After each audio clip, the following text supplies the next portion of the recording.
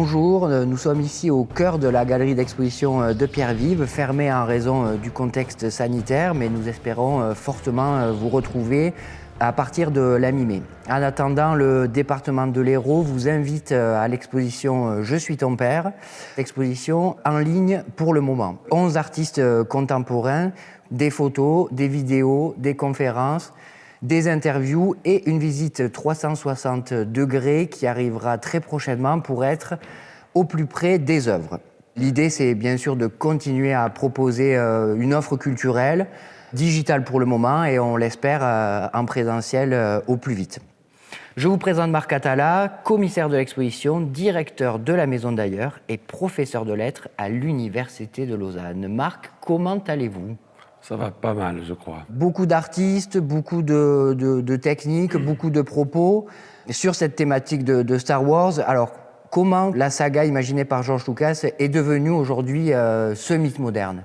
L'idée, c'est de comprendre peut-être d'abord ce que c'est qu'un mythe, et un mythe moderne en particulier, parce que dans notre imaginaire, les mythes, c'est forcément quelque chose d'ancien, la mythologie grecque ou romaine, voire nordique.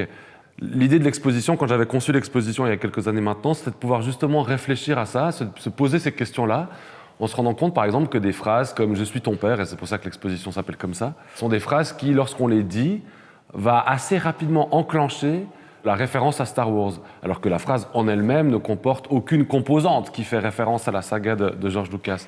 C'est un récit qui a touché toutes les générations, tous les sexes confondus, enfants, adultes, personnes âgées, et puis qui propose un ensemble de scénarios, un ensemble d'intrigues dans lesquelles on se retrouve. Et c'est peut-être un peu ça la question du mythe, c'est-à-dire de pouvoir proposer un récit qui, d'une part, est partagé. Il faut se rappeler que les mythes sont partagés par des communautés. Ici, c'est la communauté planétaire. Tout le monde, quasiment, a vu Star Wars ou entendu parler de Star Wars. Et même si on n'aime pas Star Wars, il suffit d'entendre la voix étrange de Dark Vador. Dans notre tête, on se dit « Ah tiens, ça me rappelle quelque chose, c'est peut-être Dark Vador ». On peut penser aussi au sabre laser. Et donc, c'est à la fois un récit partagé par une communauté et en même temps, c'est un type de scénario qui va, d'une certaine manière, évoquer chez le spectateur ce qu'est la vie humaine. On est tous confrontés à cette question de nos missions sur Terre, de la fraternité, de moments où on n'ose pas faire des choses et on change d'avis, de moments où on doit lutter contre ce qu'on appelle le côté obscur dans les sagas, c'est-à-dire ces moments dans notre vie où, pour des raisons émotionnelles, souvent, la peur, la colère, on a tendance à sombrer, à agir un peu n'importe comment. Et puis la beauté de l'existence humaine qui est d'ailleurs, disons, représentée symboliquement dans les films, c'est comment est-ce qu'un être, un Anakin Skywalker, peut passer du côté obscur, c'est-à-dire en fait céder à ses passions, à ses émotions, pour ensuite revenir du côté lumineux, c'est-à-dire en fait en gros revenir quelqu'un qui ne cherche plus à détruire mais à construire. Et c'est peut-être en ça que la saga de Lucas est avant tout une sorte de mythe moderne, c'est qu'il raconte, ou plutôt elle raconte un ensemble où elle s'articule autour d'un ensemble de valeurs, d'un ensemble de comportements qui, même si on ne vit pas vraiment dans une galaxie lointaine, très lointaine, font partie de choses qu'on peut reconnaître dans notre vie. On reconnaît ces épisodes-là. Le biais artistique qui avait été choisi, le fait de représenter, de présenter des œuvres d'artistes, c'était aussi une manière de montrer que dans le champ artistique aujourd'hui, on a des créateurs qui vont s'inspirer de ce mythe moderne, qui vont s'inspirer des Stormtroopers, de Dark Vador ou autres, qui vont détourner ces images de leur contexte d'origine pour dire quelque chose d'autre. Autrement dit, l'exposition, c'est quoi ? C'est à la fois ce qu'on voit jamais quelque part, mais qu'on voit tout le temps, c'est les films de Star Wars. C'est pas une exposition sur Star Wars, mais c'est une exposition qui va montrer comment, à partir de ce matériau, de ce langage mythique qu'est Star Wars, on peut commencer à parler des côtés obscurs de notre société, comme dans la série Darklands de Cédric Delceau, montrer aussi la question de nos masques, les masques sociaux qu'on passe notre temps à mettre, comme dans celle de Anthony Knapik-Briden. C'est cette idée de montrer comment les artistes viennent nous dire à leur manière quelque chose en utilisant un matériau spécifique qui est le matériel qui vient des films. Finalement, nos sociétés contemporaines ont encore besoin de mythes aujourd'hui. Qu'est-ce qui va donner du sens à nos vies ? Vous et moi, on est à la fleur de l'âge et on se dit que On est confronté à beaucoup de choses en permanence, que ce soit pour les gens de nos âges, pour les plus jeunes, pour les plus âgés. Comment on va créer du sens? Qu'est-ce qui va faire que notre vie a du sens? Et on se rend compte que souvent, elle a du sens lorsqu'elle est tendue par un scénario. D'ailleurs, on passe notre temps à multiplier en nous des scénarios alors de réussite sociale, avoir, je ne sais pas, être propriétaire, avoir un bon travail, partir en vacances 8 fois par année. Enfin, bref, chacun a un peu sa définition du bonheur. Tous ces scénarios avec lesquels on conduit notre vie, en fait, ils sont bizarrement un petit peu inspirés par la fiction. Il n'y a pas que la fiction, nos parents, l'éducation, l'école va aussi jouer un rôle, mais la fiction, les fictions qu'on consomme nous aident un petit peu en nous offrant, en fait, en permanence des scénarios alternatifs. Et ces scénarios alternatifs, quelque part, on va les triturer, les décortiquer, les amalgamer ensemble pour nous donner l'impression de vivre notre vie dans une direction donnée. Et c'est ça qu'on appelle le sens. Alors c'est clair que les récits comme Star Wars, qui vont convaincre une population très large, vont avoir un rôle peut-être plus important dans notre réflexion sur l'amitié, sur le côté obscur, etc., que des fictions peut-être un peu plus de niche, ou en tout cas moins partagées, on va dire, planétairement. Et c'est en ça que nos sociétés, mais comme les sociétés d'avant, finalement, ont besoin de mythes, on a besoin de récits structurants, on a besoin de récits qui nous donnent des directions, et en particulier qui nous permettent de comprendre ce qu'est une vie humaine riche, épanouissante, quels sont les dangers aussi de nos vies. On sait qu'on ne va pas vivre les dangers de Luke Skywalker, mais dans les dangers que va éprouver Luke, on reconnaît quelque part nos propres dangers à nous.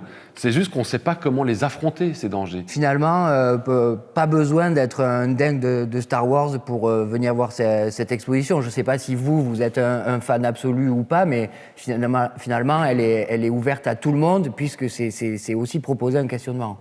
Bizarrement, ce n'est pas une exposition sur Star Wars. On évoque très peu Star Wars, finalement, dans l'exposition, mais plutôt une exposition qui va dire, si je vous montre, je vous dis un peu ce qui s'était passé dans ma tête il y a 5 ans, si je vous montre comment des artistes aujourd'hui, qu'ils soient français, suisses, américains, belges ou que sais-je, vont être capables de détourner ce matériau, ce langage de Star Wars pour nous dire quelque chose d'autre, alors nous, en tant que public, comment on va faire quand on est confronté à ces films pour non pas seulement les regarder passivement, un peu les consommer, mais les regarder comme étant des espèces de perches tendues qui nous sont offertes pour réfléchir, alors de manière très poussée ou pas du tout, à notre rapport à l'amitié, notre rapport au bien, au mal, à toutes ces grandes valeurs qui ont structuré l'Occident et qui continueront à structurer l'Occident.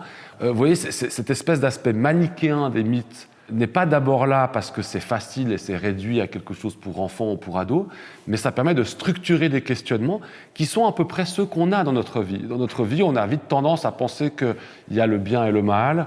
Alors des fois, le bien est un petit peu pas tout à fait glorieux, puis le mal est des fois un tout petit peu plus sympathique que ça.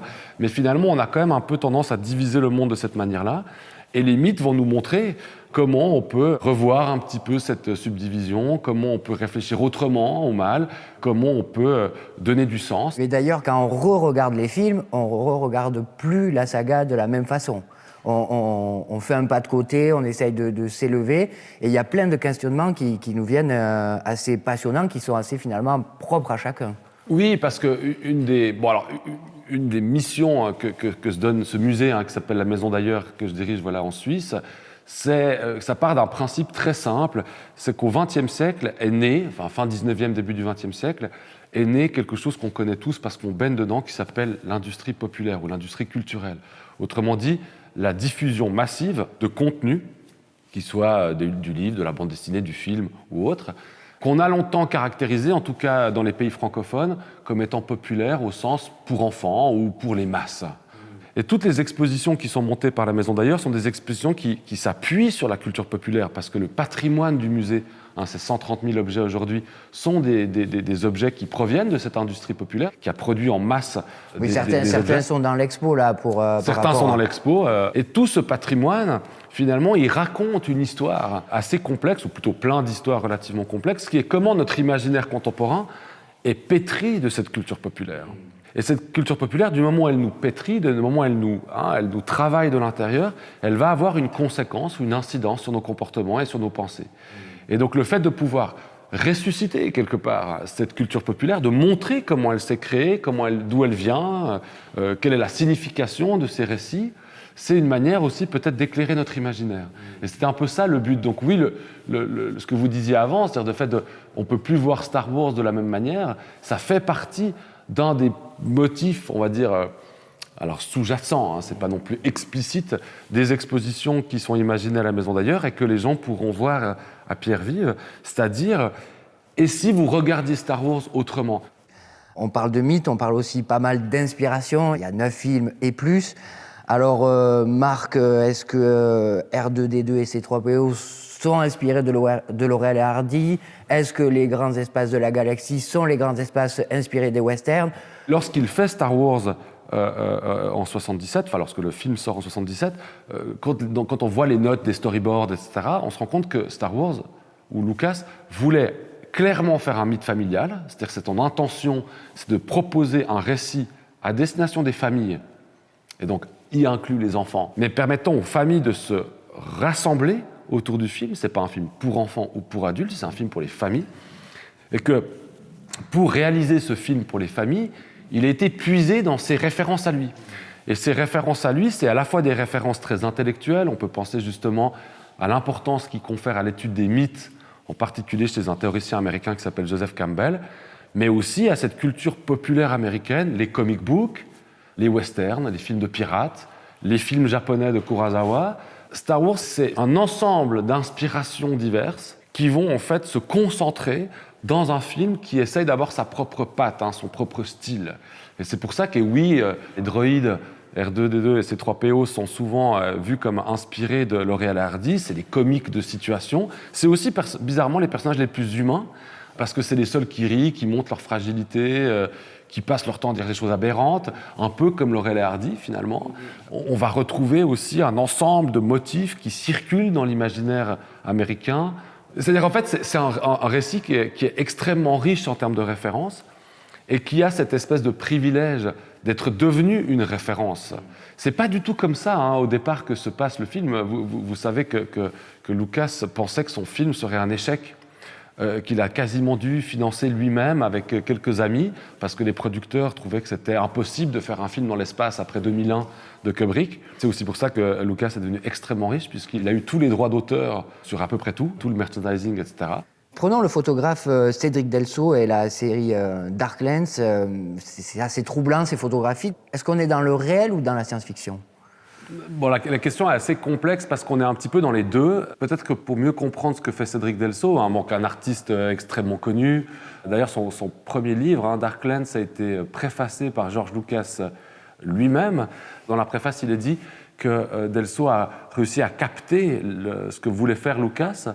Et je crois que c'est peut-être cette intersection entre fiction, science-fiction et réalité qu'on peut le mieux placer ce que fait Cédric. Au début de sa carrière, dans les premières images de Darklands, il va photographier des jouets Star Wars qu'il va intégrer dans des photographies de quartiers de Paris, par exemple. Et puis, plus il avance dans sa série, plus il va basculer dans le numérique. Là, on verra dans les grands formats, c'est que du numérique, tout est remodélisé. Cette volonté d'hybrider les deux, c'est-à-dire de pouvoir mettre d'un côté des personnages de Star Wars dans un contexte, on va dire, réel, Abu Dhabi, Paris, Marseille et autres, c'est un petit peu ce que fait la science-fiction en règle générale. On a tendance, quand on connaît peu la science-fiction, d'imaginer qu'elle nous parle du futur. Mais la science-fiction a plutôt tendance à faire un effet de loupe, à déformer notre quotidien en l'exagérant. Et c'est exactement ce que va faire Cédric Delceau dans ses photographies. Face à l'aéroport d'Abu Dhabi, par exemple, le fait d'intégrer Dark Vador, il va inclure le visiteur, puisque le Dark Vador est de dos et le visiteur va avoir la même posture que Vador, en disant je suis le chef de l'Empire et vous aussi, visiteurs, vous êtes les chefs de l'Empire. Parce que vous aussi, vous passez votre temps à consommer, à voyager, à vous rendre dans les aéroports, à acheter tout et n'importe quoi tout le temps. Donc vous contribuez à détruire en fait la planète, tout comme moi, Vador, père de l'étoile noire, je détruis les planètes. Il va faire cette espèce de jonction simplement en rajoutant un personnage et en dramatisant évidemment un petit peu la mise en scène. On a un artiste, donc Kyle Haggy, qui avec cette série très, très pop, très décalée, J'espère que tout le monde pourra voir ses œuvres en vrai, mais finalement, est-ce qu'il ironise Star Wars ou est-ce qu'il ironise un petit peu nous-mêmes, ou en tout cas l'humain en général? Alors c'est clair que la série de Kyle Hagee, qui est donc un artiste américain, un graphiste américain assez jeune par ailleurs, c'est de créer des images très, très ironiques à partir des personnages de la saga Star Wars. Quand on est face au travail de Kyle, mais ça marche pour tous les artistes de l'exposition, on doit s'interroger sur deux choses. C'est quoi le lexique? C'est quoi le vocabulaire? Ah bah tiens, il y a un Stormtrooper. Ah tiens, il y a un droïde de combat. Ah tiens, il y a Dark Vador. Voilà, ça c'est le vocabulaire, c'est le matériau Star Wars, si on veut bien. Qui en plus est associé à plein de choses. Ah, Dark Vador, c'est le méchant. Les Stormtroopers, c'est des types qui n'ont pas de cerveau, c'est des espèces de clones robots qui font ce qu'on attend d'eux. C'est les soldats impériaux. Donc à ce lexique est associé des significations. Puis les artistes vont détourner ça, mais ils vont garder et le lexique et les significations. Autrement dit, lorsque Kyle va faire un Chewbacca en train de se faire les ongles, va montrer des Stormtroopers sur un vélo dans un paysage bucolique, il va évidemment pas nous parler de Star Wars, mais il va utiliser ce lexique Star Wars, ce vocabulaire, pour dire autre chose. Il y a évidemment un côté très ludique chez Kyle, hein. Il s'amuse avec des personnages qui habituellement sont en situation conflictuelle, des guerres et autres, soudainement qui sont en train de prendre le thé ou qui sont en train de se balader, donc c'est un côté ludique et assez léger. Et en même temps, une des choses qui m'intéressait chez Kyle, c'était parce qu'il il sature ses couleurs sur le Photoshop. Donc vous avez des paysages qui sont basés sur des photos, mais ces photos sont retravaillées après en imagerie numérique pour avoir un côté quasi photo de famille américaine. Vous voyez un peu le style avec à la fois des couleurs très vives, très pop, et en même temps beaucoup de pastels. Et l'utilisation de cette technique va rendre des photos extrêmement vives qui deviennent des cartes postales. D'ailleurs, les images qu'on a dans l'expo sont agrandies par rapport à leur format initiaux, puisque le but de Kyle, c'était de faire des cartes postales qu'on pouvait acheter puis envoyer à n'importe qui. Il y a un artiste aussi qui est assez passionnant dans l'exposition, c'est Travis Durden, avec ce mix entre fiction, mythe, antique, moderne. Comment est né ce projet de Travis? Travis, c'est un artiste français, enfin parisien, qui a répondu à un appel de l'école du Louvre. Et l'école du Louvre a lancé un appel à projet pour redonner de l'importance à l'aile des sculptures. Parce que évidemment, tout le monde va voir Mona Lisa, mais on ne va pas forcément passer des heures dans les parties sculptures du Louvre. Et donc, c'était un projet qui disait comment redonner l'intérêt à cette partie-là, en particulier pour les jeunes générations. Et le projet de Travis, c'était de pouvoir proposer des photographies grand format qui vont hybrider des sculptures réelles du Louvre avec des personnages de Star Wars. Donc on va avoir un média mix, on va mélanger à la fois une sculpture réelle, donc une photographie réelle de la sculpture, et puis une modélisation 3D du casque de Boba Fett ou de Dark Vador, etc. Et puis on met ça ensemble pour créer des espèces de personnages étranges, une hybridation entre une sculpture réelle et un personnage de la saga Star Wars. Ce qui est très intéressant dans le projet de Travis, c'est pas seulement le clin d'œil où on fait quelque chose d'un peu surprenant, on dit « Ah tiens, c'est drôle de voir Vador dans le Christ, par exemple. » C'est que Travis ne choisit pas ses sculptures et ses personnages de n'importe quelle manière. Il va amalgamer une sculpture et un personnage de Star Wars d'une certaine manière qui va faire qu'on va pouvoir créer du sens supplémentaire. Lorsque vous hybridez Vador avec le Christ, par exemple, ça peut paraître complètement insignifiant, on peut avoir fait ça parce que c'est une sculpture qui va bien, mais finalement, rappelons-nous ce qui est développé dans l'épisode 1 de Star Wars, donc dans la prélogie, sortie en 99. Anakin, qui deviendra Dark Vador, il a une maman, comme tout le monde, mais il n'a pas de papa. Sa maman semble dire, je ne sais pas, je suis tombée enceinte, un peu en mode Vierge Marie. Anakin, qui est l'élu, qui est censé rétablir l'équilibre dans l'univers, enfin dans le cosmos, n'a pas de père. Il est né directement de cette espèce d'énergie qui s'appelle la Force. Autrement dit, il y a une composante évidemment christique dans Vador, mais un Christ non moral. Donc si vous voulez, c'est une sorte de Christ dans l'archétype, c'est-à-dire dans le modèle, c'est le Christ, pas de père, qui est censé rétablir l'équilibre, qui est censé donc en gros sauver le cosmos. Mais comme c'est pas Dieu, comme c'est pas cette force morale qu'est Dieu, il sombre. Il sombre dans le péché et du côté obscur de la force. Et tout le travail d'Anakin, ça va être de revenir, c'est pour ça que l'épisode 6 s'appelle le retour du Jedi. Évidemment, le retour du Jedi, c'est pas Luke, c'est Dark Vador. C'est lui qui, à la fin du film, revient du côté lumineux. Dans cette simple photo de Travis Durden, tout ça est contenu et on pourrait faire exactement ça avec le Gladiateur et Boba Fett, donc les chasseurs de primes. On peut faire ça avec Yoda et les anges. Enfin bref, toutes les photos vont hybrider deux choses qui dialoguent ensemble. Marc, merci. Merci à vous.